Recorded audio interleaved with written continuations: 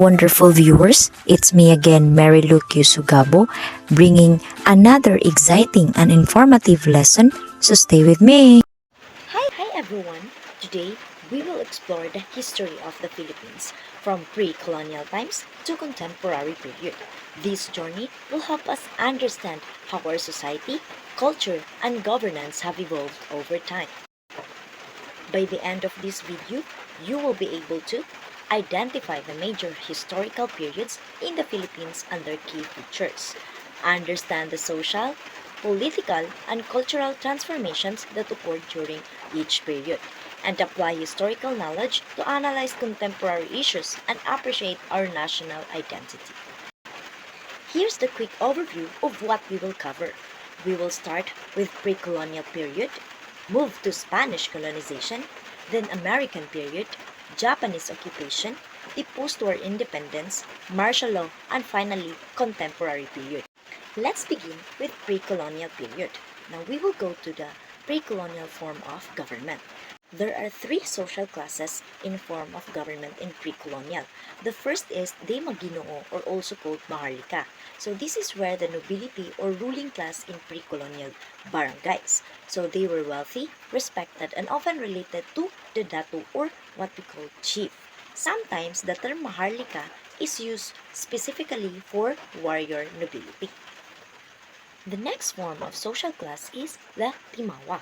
So Timawa, or what we call free communers, are also the middle class in a social class of prehistoric period. They were not slaves, but also not nobles. They were just a majority of the population in a barangay and work as farmers, fishermen, traders to support the community. So the third social class is Alipin. So they are the servant class or the dependent. Alipin were the lowest class in pre-colonial society. They could work their own way to freedom in some cases. There are two types of alipin. The aliping namamahay, where they lived in their own house and had their own family, and served the dato or nobles through labor and special services. While aliping sa gigilid, the second type of alipin, they live inside the master's house, fully dependent on their master, had few to no rights, mostly laborers or servant. In pre-colonial period, they have called the barangay system.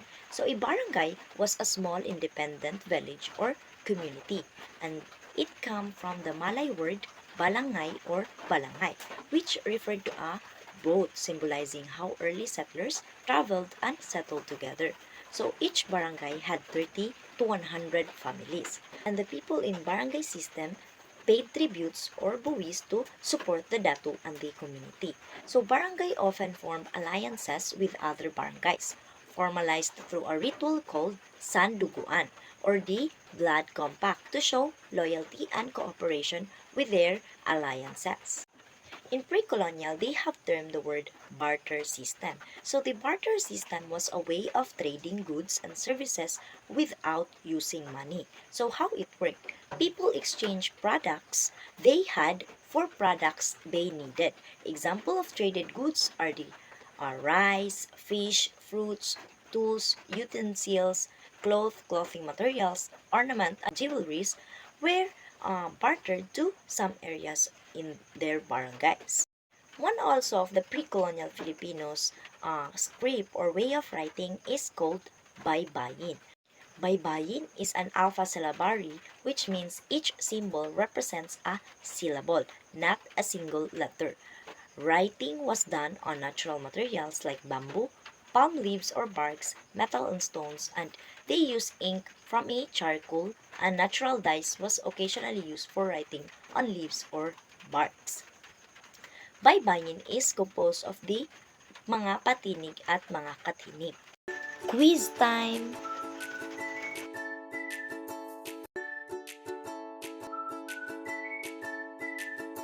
Now, let's move on to the Spanish period. The first person to arrive in this island is Ferdinand Magellan. He is a Portuguese explorer who sailed for Spain and led the first expedition to reach the Philippines in March 17, 1521, and he first arrived in Homonon Island together with his crew. And the three ships used by Magellan's expedition are the Trinidad, Concepcion, and Victoria. And then Magellan gave the Philippine Islands when he arrived named Islas de San Lazaro. It means Islands of Saint Lazarus. And when he came, he made an alliance or met Raha Humabon and Raha Colombo, which are the datu or ruler in that island. So they made a blood compact or what we call sanduguan, a traditional ritual where two leaders drink mixed blood to show friendship, alliance, and trust. Ferdinand Magellan also wanted to introduce the Roman Catholic as a religion. So it teaches the belief of God, Jesus Christ, and church traditions led by Pope. But Lapu-Lapu, a chieftain of Mactan, resisted Spanish rule and defeated Magellan. And the first fight is in Mactan, the fight between Magellan forces and Lapu-Lapu's warriors where Magellan was killed. When Magellan is killed, Roy Lopez de Villalobos also arrived on February 2, 1543 and gave the name Las Islas Filipinas. The Spanish government is categorized into two, the national government and the local government. Under national government are the Governor General, the Residencia, the Viseta, and the Royal Audiencia. So the first reason why there is a rise of nationalism in the Philippines is the death of the Gomborza in 1872. So who were the Gomborza? Gomborza has its own acronym on the surname of these certain priests. So Go, who is Mariano Gomez, Bor, who is Jose Burgos, Za, who is Jacinto Zamora. They were Filipino priests who fought for equal rights for Filipino priests against Spanish friars. And what happened? So the Spanish government accused them of being involved in the Cavite Mutiny of 1872. They were arrested and sentenced to death, and they were executed using garrote. Also, propaganda movement and La Liga Filipina rises on that period. So this was period when Filipinos peacefully asked Spain for reforms and equal rights. So the propaganda movement is a peaceful reform campaign led by the educated Filipinos called Ilustrados.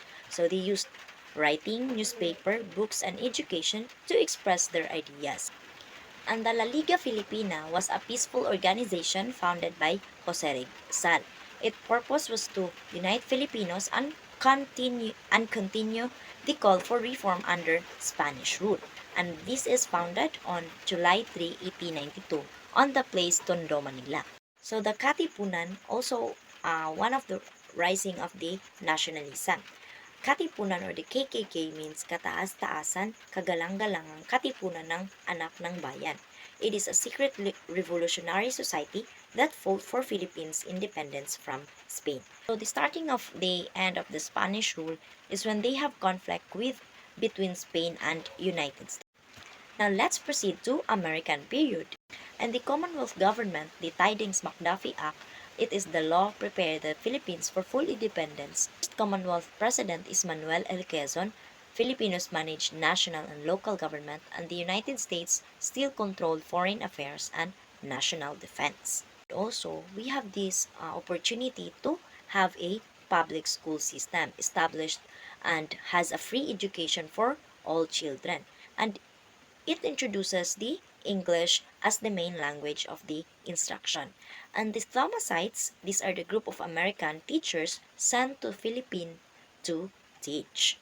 It starts the World War II. So it starts on the December 8, 1941, when Japan attacked the Philippines one day after Pearl Harbor.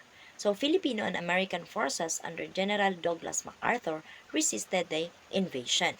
And let's proceed to Japanese occupation.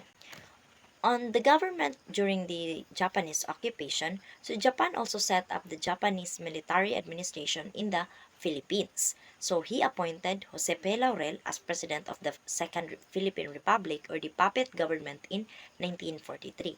Filipinos were forced to follow Japanese law, pay taxes, and provide labor for military projects. Old farms, factories, and businesses, and they trade with other countries was restricted. only allowed to Japan. So Japan issued its own money called Mickey Mouse money that causes the price to rise very fast, or inflation, and money became almost worthless. So also arises the resistance movements. So these are the Filipinos joined guerrilla groups to fight the Japanese. The first group is the Marking Guerrilla, which leads by Marcos Villa Agustin, nicknamed Marking. And the other guerrilla groups are the Hukbalhak, or the Hukbong Bayan Laban sa Hapon, led by Luis Taruk, and fought for both resistance and social justice. So the end of the Japanese occupation was on October 20, 1944. Also led by General Douglas MacArthur, returned to the Philippines. Famous quote, "I shall return." So, Allied force landed in Leyte, beginning the liberation campaign, Battle of Leyte Gulf, on October 1944, and one of the largest naval battles in history, defeated Japanese Navy. Let's proceed to the post-war or Philippine independence era. Independence or freedom from foreign control, the Philippines became a sovereign nation on July 4, 1946. So Filipinos gained control over their government, economy, and foreign policy. So Republic of the Philippines, official name of the independent Philippine nation, and also the uh, 1935 Constitution. So this is the first constitution of the Commonwealth of the Philippines, and established a democratic government with president, bicameral Congress, and Supreme Court. Now let's tackle the president of the Philippines in this era and their contribution. The first is Manuel Rojas on 1946 to 1948, the first president of the Independent Republic of the Philippines. So it focused on post-war reconstruction, economy, and government.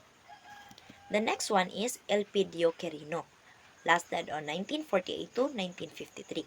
He is the vice president under Rojas and became president after Rojas' death. Focus on economic recovery, rebuilding infrastructure, and foreign relations. Then, followed by Ramon Magsaysay on 1953 to 1957, also called the known as champion of the masses, focused on fighting the Hukbalahap communists and the land reform. Next is Carlos P. Garcia. He lasted on 1957 to 1961 and succeeded Magsaysay after his death. And he focused on the policy, the Filipino First policy, promoting Filipino businesses and economy, advocated nationalism and economic independence. Next is Diosdado Macapagal. In 1961 to 1965, focused on land reform, which is the RA 3844, or the Agricultural Land Reform Code, and move Philippine Independence Day from July 4 to June 12.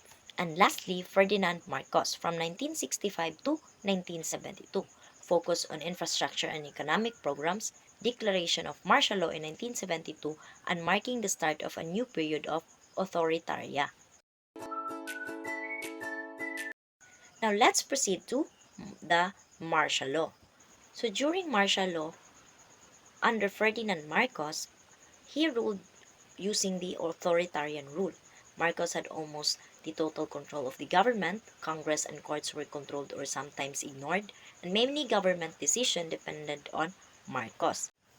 Martial law ended on January 17, 1981, and the reason of these are the assassination of Ninoy Aquino in 1983 and fueled the massive national outrage of the people, and the People Power Revolution on February 22 to 25 in 1986. And what happened in this time is that millions of Filipinos gathered peacefully on EDSA. Let's go on to contemporary period. The beginning of contemporary period is that in a modern era of Philippine history, it started on the fall of Marcos. It began with the People Power Revolution of 1986, which ended the Marcos authoritarian rule.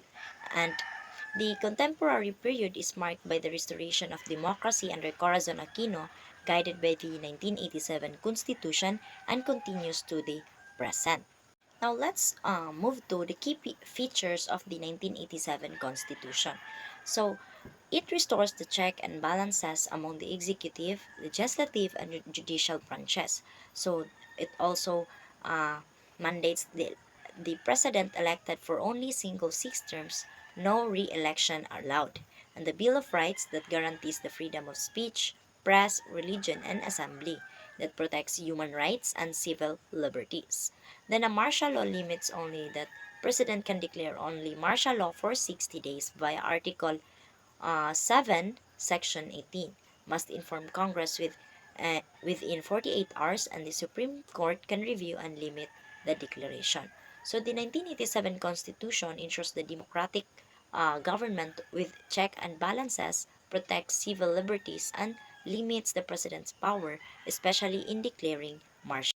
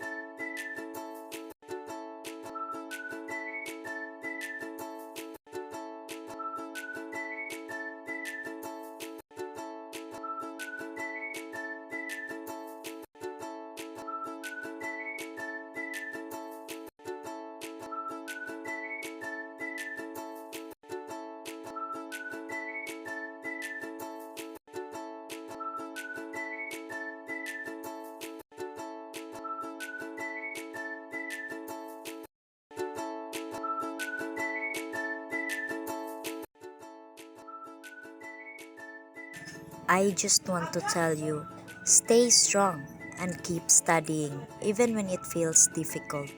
Every lesson you review brings you closer to your becoming a licensed teacher. Your hard work and sacrifices will soon pay off. Believe in yourself and trust your preparation. You are capable of achieving your dream.